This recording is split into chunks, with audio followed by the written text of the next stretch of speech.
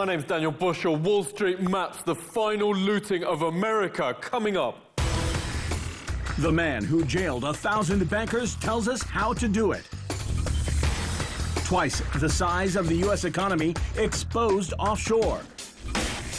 And Wall Street hunts the nation's last assets.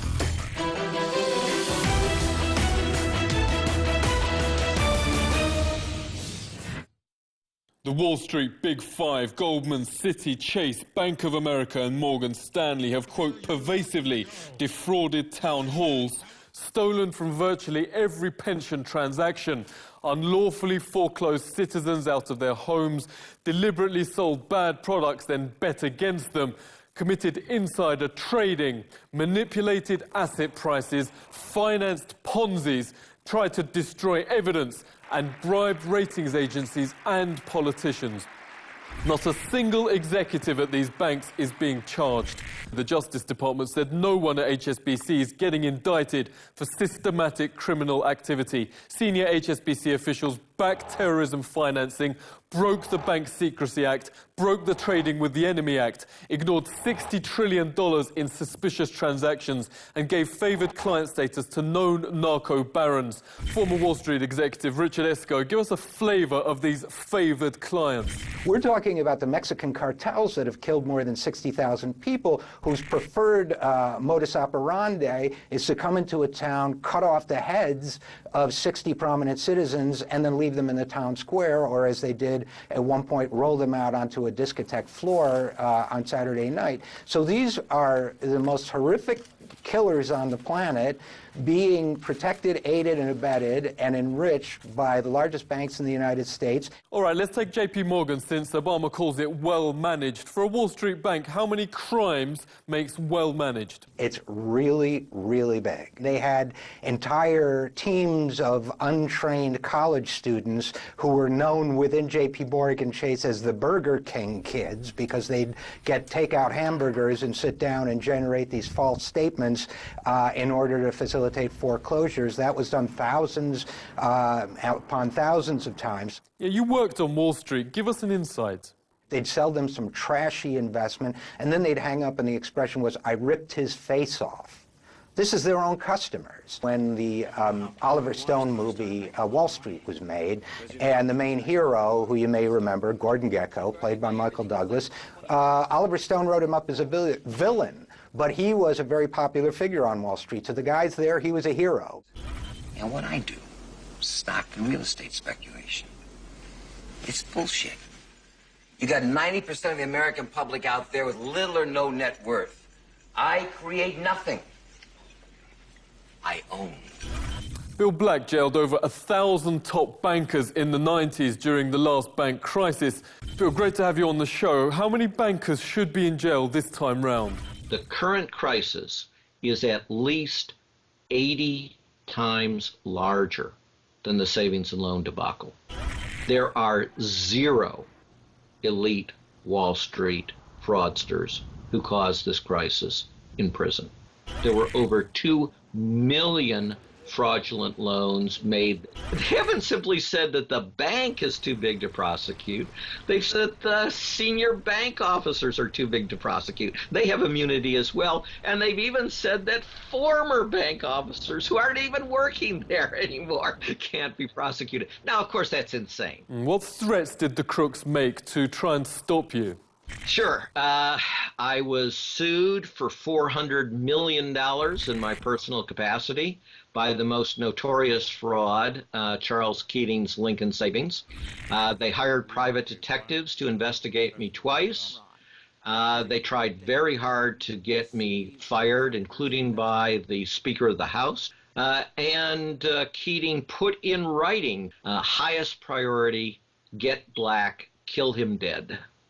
They come running after the first 500, 600 convictions to do a plea deal because they have no real bravery. They have only the faux bravery of the bully picking on the smallest homeowner.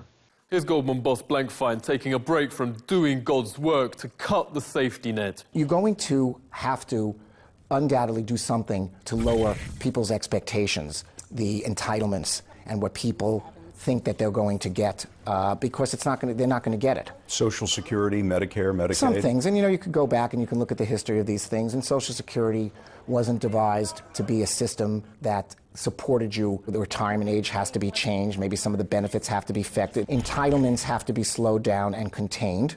Leading economist Dean Baker, did the old and sick cause the world economic crisis?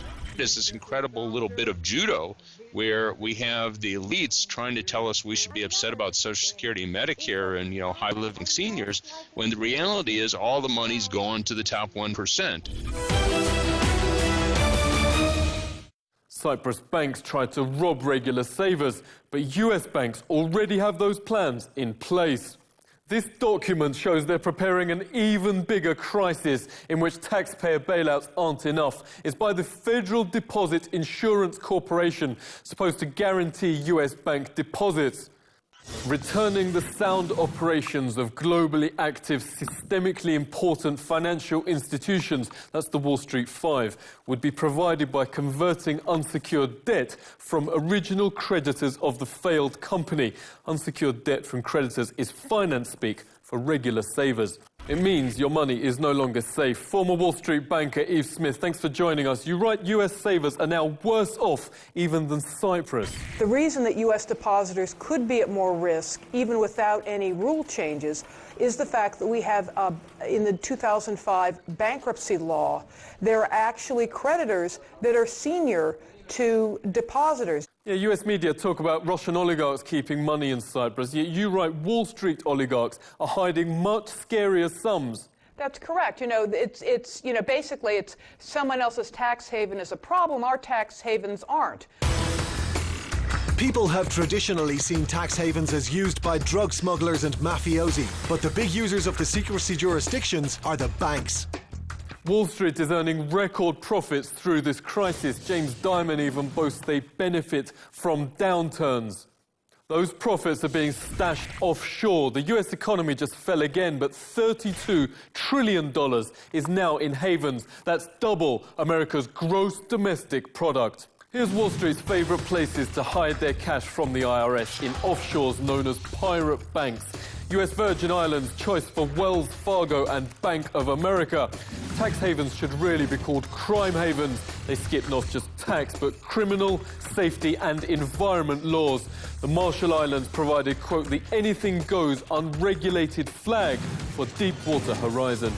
But far and away, Wall Street's favorite tax dodge is this mosquito-ridden isle off Florida, the Cayman Islands. Bank of America, JP Morgan and Goldman Sachs are all based in this building. And the world leader in tax evasion is Citigroup, which has hundreds of offshores around the world, 121 in the Caymans alone. New Treasury Secretary Jack Lew, as a Citi exec, stashed there at least $56,000. Citi tried to suppress this chilling internal report that calls income inequality, quote, perfectly natural, but worries Americans still have a vote. The US is a plutonomy. At its heart is income inequality. The exceptionally rich drive the appallingly low savings rates, overextended consumer and unsustainable current accounts. All our friends in academia, politicians, consider imbalances perfectly natural. We want to examine how to make money from this. This is not without its risks. Political enfranchisement remains as was. One person, one vote. And NGOs compiled all the world's official investigations into offshores, far and away the biggest illegal scam in history. But every page is blank because there hasn't been a single official investigation. The US justice system has a conviction rate of 99%. That includes an estimated 10,000 wrongful convictions a year.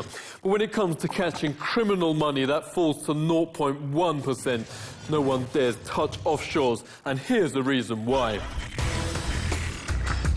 If you speak up in offshore centres, it's suicide. There's no way you would find protection. He chopped the palm of one hand with the other for emphasis. Have you seen the John Grisham film, The Firm?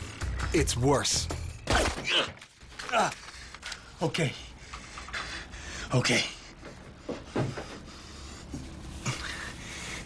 Just let me think. His name? was Julio Iglesias.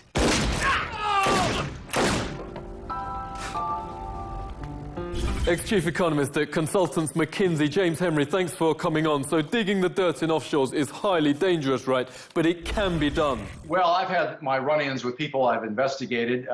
Some of them are went to jail. And a good example was General Noriega.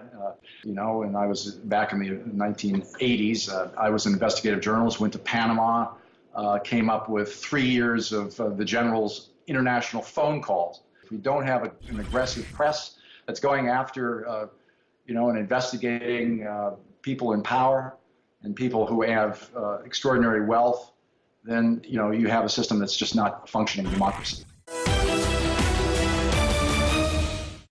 Having stripped US homes, jobs, social spending, and shipped the profits offshore, Wall Street now targets America's last thing nailed down. Offshore sidestep US tax, leaving investment in infrastructure, trash removal, power plants, roads in a sorry state. Now over 100 hedge funds led by Wall Street banks are telling town halls to sell their last assets with a big cut for Wall Street.